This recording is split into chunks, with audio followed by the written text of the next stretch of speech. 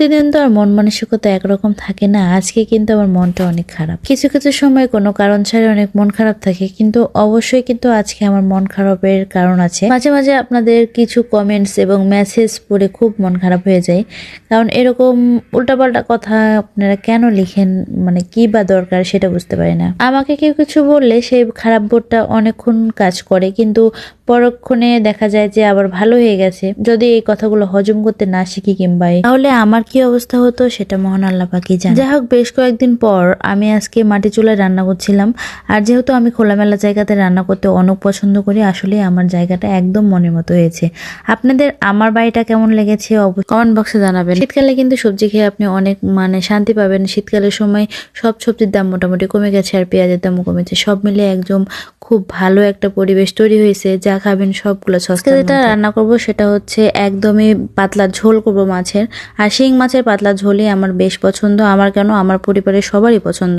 এজন্য আমি চেষ্টা করব, জানি না কিরকম হবে। আগের যুগটাই অনেক ভালো ছিল না, যখন দাদিদের সঙ্গে বাইরে ঘুমাতাম, আমাদের পীড়া বলে আর কি, সেখানে সবাই মিলে গরমের সময় মশারি টাঙিয়ে ঘুমাতাম।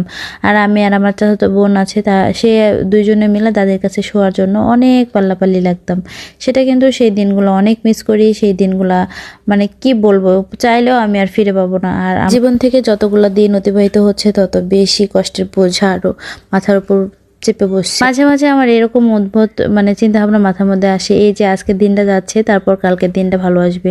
তার কোনোভাবেই কোনো কিছু হয় না, আরো বেশি সবকিছুর চাপ মাথার উপরে এসে পড়ে যায়। যাই দিন ভালো আসে দিন খারাপ, কথাটার সঙ্গে এখন আমি অক্ষরে অক্ষরে একদম সম্মুখীন হচ্ছি। এদিকে আমি কিন্তু রান্নাটাও করে ফেলতেছি। এভাবে শিং মাছ কে কে রান্না করেন অবশ্যই জানাবেন। আমি এভাবে শিং মাছ ভুনা করে রান্না করব না, যেহেতু ঝোল করবো, তাই মশলার মধ্যে ভালোভাবে কষিয়ে নিচ্ছে। আর কষানো আলুর মধ্যে আমি দেখেন নতুন আলুগুলো ছেড়ে দিচ্ছি।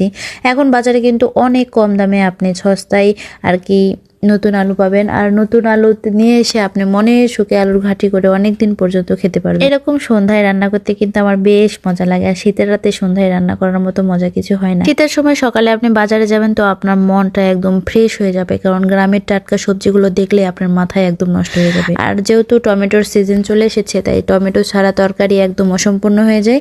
তাই সম্পূর্ণ পরিপূর্ণতা দেওয়ার জন্য টমেটো আমার প্রত্যেকটা তরকারিতে থাকবে।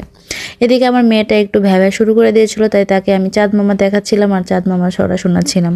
তারপর সে একটু স্থির হয়েছে, আর কোলে করে নিয়ে এই যে আমি তরকারিটা হয়ে গেছে সেটার মধ্যে আমার মশলাগুলো দিয়ে নিচ্ছি। আমার এরকম রান্না আপনাদের ভালো লেগে থাকে তাহলে কিন্তু অবশ্যই ভালোবাসা দিয়ে যাবেন। আমার অনেক রাত হয়ে গেছে, আর চারিদিকে দেখেন শুধু অন্ধকার আর অন্ধকার, কুটকুটা অন্ধকারের মধ্যে আমি আজকে গ্রামের শান্ত পরিবেশে রান্না করছি। এমন পরিবেশ দেখার কিন্তু সৌভাগ্য সবার কপালে জোটে না।